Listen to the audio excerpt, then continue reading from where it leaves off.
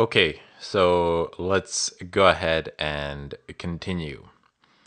Anyway, now that we are on the server and that we've configured all the miscellaneous things for the management, now we can go ahead and actually install the proxy server. So let's just, I'm gonna go ahead and become root here. And by the way, don't share your password with anyone for root or any passwords whatsoever. I don't care. As I said, I'm gonna destroy everything upon the completion of this tutorial. Anyway, we shall type in apt-get install squid3. So it might take a little bit of time. Yes, and the beautiful thing about the system is that, I only have one CPU and I think I have around 12 megabytes of RAM. And this is running hilariously well. Granted, there is no GUI, but I don't really need it for anything. It's server. Okay, so now that the installation process is done, I would like to start configuring the Squid proxy server. So in order for me to do that, I'm going to need to modify the configuration file. It is a good idea and a good practice in general to actually create a backup of that file. That would be my phone. I'm terrible with my phone.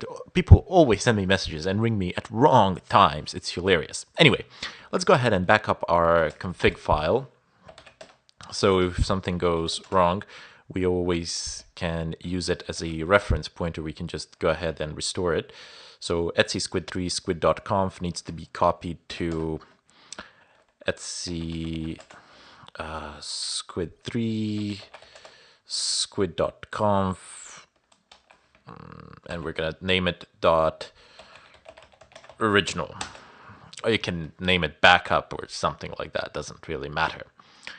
Next up, we will need to go ahead and, well, actually we won't. Basically, just prior to the editing, we should make some sort of a copy, and not a bad idea. It's a good idea to actually protect it from writing, so you will have the original settings as a reference. So no matter what happens, we won't be able to write to this file unless that is changed. So ch mod, and we're gonna go ahead and state that it's -x, not -x actually, that's execute, -w. So we are subtracting the write permissions. Actually, let me go ahead and show it to you first. ls-l should see squid3 squid original, and you can see that the root user still has write permissions, but if I take away those permissions, nobody will be able to modify it unless the permission is explicitly granted by root. So chmod -w, and let's go ahead and do the listing now. See, nobody has the right to actually write to the file now. Not the user, not the group, not the world, no one. Everybody can read it, which is fine, but nobody can actually write to it. Okay, now we're gonna need to type in vim/etc squid3 squid.conf, and welcome to Squid 3.4.8. Let's go ahead and start messing around with it. So in order to set the port, the TCP port to listen on, I mean, you can use the default one, which should be 3128. You can change the, let me just go ahead and find it, http underscore port.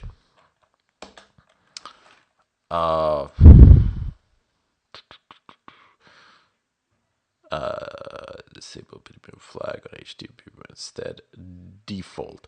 Okay, so we could theoretically change the port here. It says since Squid 3.0 uses the disable PTMU directory flag on HTTP port instead. Okay, so something has changed from the previous versions that I have looked at, but I mean, it doesn't really affect us now because I'm not going to be really changing the port.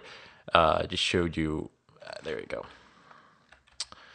It says HTTP port 3128. So if you want some different port that the Squid proxy will listen on, you can just change this number. But I, at this point in time, don't really see a need to actually change it, really. So I'm just going to leave it as it is.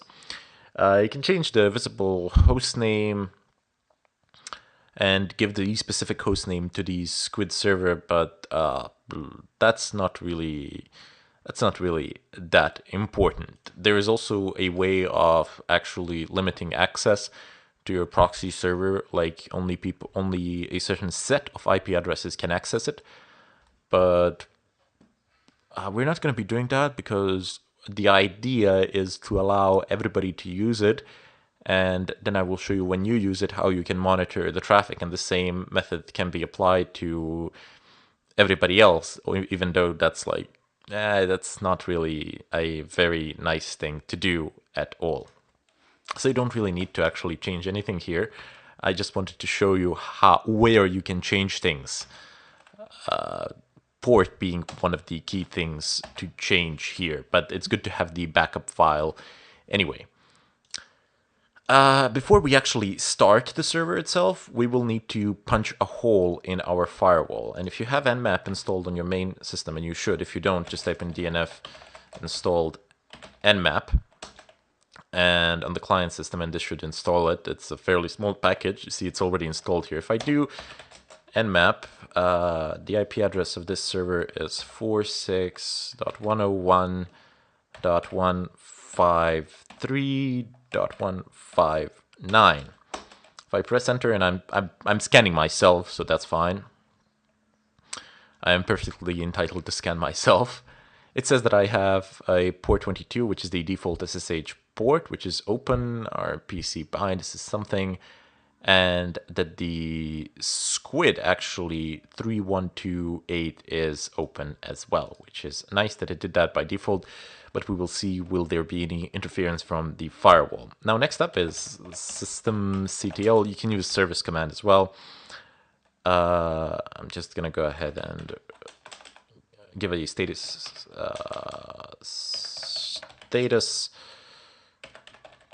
Squid 3 service. Is it actually running?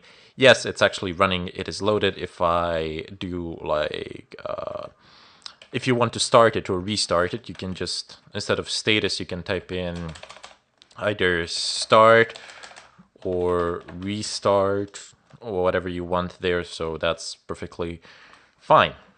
Okay, so now let's go back to the proxy list here and let's see if we have actually configured everything right. In case we have, this is going to work. In case we haven't, we're going to go to the next tutorial and begin troubleshooting, because I don't really want to exclude the troubleshooting part from these tutorials. A lot of this actually, some of the commands I've written in my notes, but a lot of this I'm doing on the go. So the problems that I encounter are I figured that the same problems that I encounter are the same problems that you will encounter. So I figured I would just be solving them on the go, and you would be able to get some troubleshooting knowledge along the way if something does go wrong. So etc proxychains.conf. Oh my god, I have a lot of them here. Just press cipher insert.